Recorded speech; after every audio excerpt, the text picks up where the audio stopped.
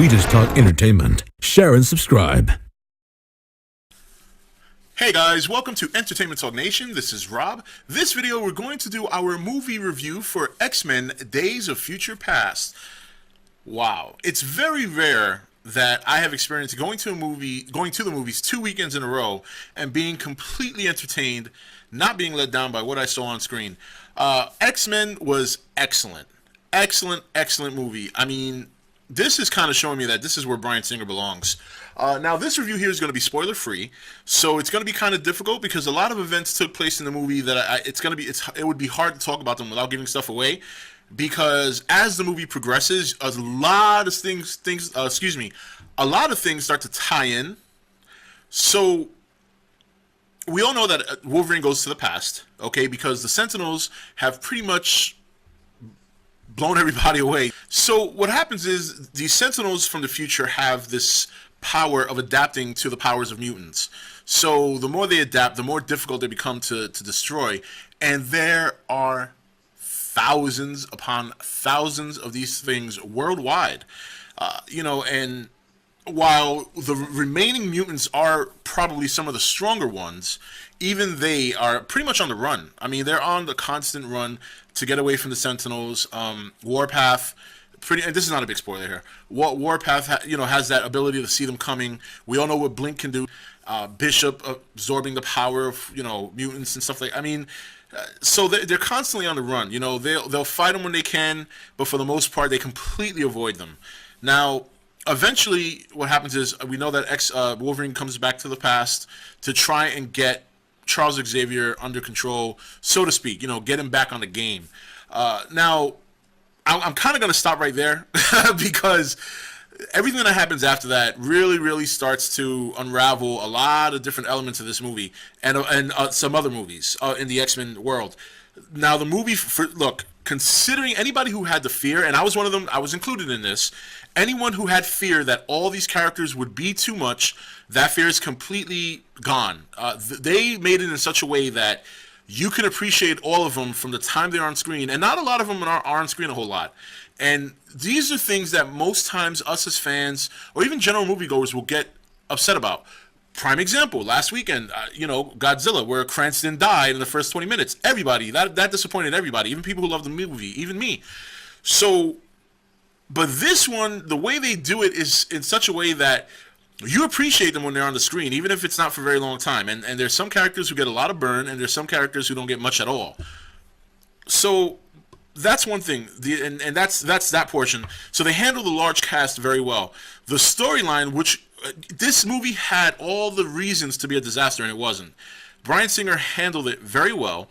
He handled the cast very well in terms of who to give the proper amount of screen time, who to give the proper amount of story. This is definitely more, I would see, a sequel to X-Men First Class than anything else. But basically, I'm going to put it like this. Basically, what he did was he took First Class, the world there, and he merged it with what he created and completely eradicated Brett Ratner. That's what he did, and he did it well. So there's a lot of good stuff that happened. I'm really working hard to try and do this without spoiling anything. But the movie is very good. If you're an X-Men fan, if you're a superhero fan, this is probably right now the second best superhero movie of the year. Now, I know there's only been, 3? But you wouldn't think that X-Men would be above Spider-Man. Now, it's still hard for me to tell right now whether I gotta be honest, it's not hard for me to tell. I loved Captain America. I thought it was fantastic, but right now this is the number one superhero movie of the year so far. Number one easily. It's not that there's no comparison, but Captain America is a solo movie of a superhero, where this is a faction of superheroes in the mutants. So in that case, this obviously has an advantage being a faction group, where Captain America was solo. But still, even with a solo America movie, they're still really close because Captain America was excellent. Now, the other thing is they also really take advantage of a lot of different. You see me looking around because I'm like, how can I put this without spoiling the movie? Very difficult. They still highlight a lot of the characters from X-Men First Class. That's what I'm saying. This is more like a sequel to me from X-Men First Class, even though it really isn't. It's more like a merger. it's a mindfuck at some points, but a good one. You don't really get confused. You know exactly what they're trying to do. They don't throw you all over the place. It's definitely a movie you might want to see more than once, because I still have some questions, but for the most part, I think I pretty much got everything. I think I pretty much got everything, but some people might need to see this movie more than once, because they kind of throw a lot at you, but they make it clear. It's just that if you don't pay close enough attention, you might miss something. I thought Peter Dinklage was fine. I know that there were some reviews that said he wasn't villainous enough, but I don't think he was really out to play a villain. They made him more like a human who has a certain feeling of mutants. You know what I mean? Like, yes, you can say his acts are villainous, but I think Peter Dinklage does such a great job of conveying himself as a person who just feels a certain way about the mutants. It's not necessarily hate. In some ways, he even admires them. He even says that in the movie, that he has some admiration for them. So I don't think he was out. He was supposed to be villain by title, but I don't think that is what he's playing here. He is playing somewhat like a mad doctor. That because I guess he doesn't have the powers of the mutants, he maybe some sort of envious feelings, but they don't really, say that directly. That's just what I gathered out of it. But look, if you haven't seen the movie yet, go see it. Definitely go see it. If you didn't like Spider-Man, if Godzilla wasn't your cup of tea, because I know a lot of you guys didn't like Godzilla, this might be a good movie for you. I think it had a great story. I think the characters and all the actors, you had a really, really good star cast of characters here. They all did an excellent job at their roles. And I think if you watched and yes, I would recommend that if you haven't seen the X-Men trilogy, even Brett Ratner's, you kind of got to see that one a little bit to understand certain things. If you haven't seen the X-Men trilogy, and if you haven't seen the 2 Wolverine movies, I would suggest you go see them first. I know that sounds crazy, but otherwise what's going to happen is you're going to miss something. You're going to see something that you're not going to understand. So that's kind of, I guess, in some ways, its downfall. It almost, and it's not, like a break. Like, it doesn't mean that if you did see this movie and not the other ones, that you're not going to enjoy it. You will. But if you really want to understand what he's trying to do with this movie, and you really want to understand the story, there's certain little elements that you're not going to get if you don't see some of the other movies. It's not groundbreaking in terms of it's not going to make or break the whole film, but if you're really into the story, I would recommend it. I would definitely recommend seeing the other movies, at least to understand certain things that are going on, because some of the characters in this movie that they don't show in the trailers play a pivotal role in some of the other movies. So I'm going to leave it at that.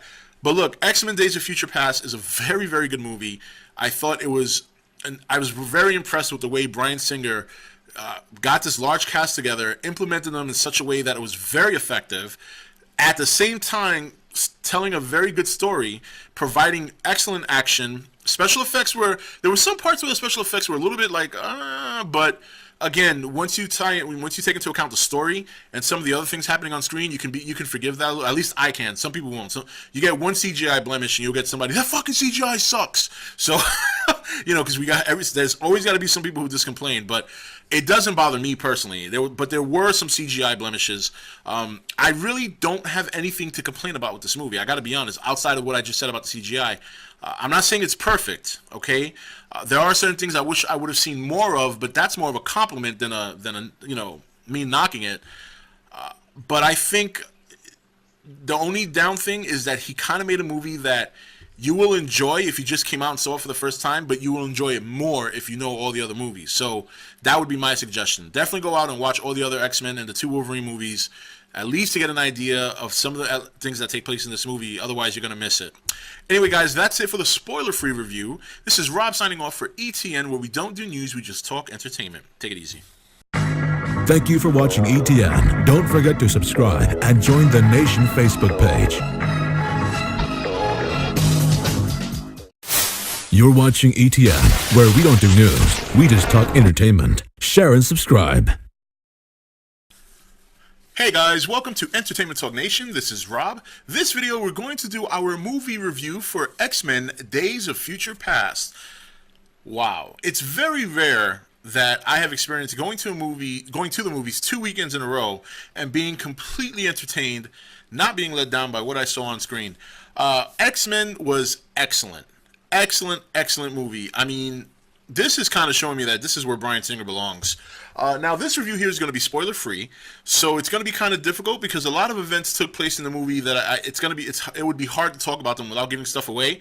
Because as the movie progresses, a lot of a lot of things start to tie in. So we all know that Wolverine goes to the past, okay? Because the Sentinels have pretty much blown everybody away. So what happens is the Sentinels from the future have this power of adapting to the powers of mutants. So the more they adapt, the more difficult they become to destroy. And there are thousands upon thousands of these things worldwide. And while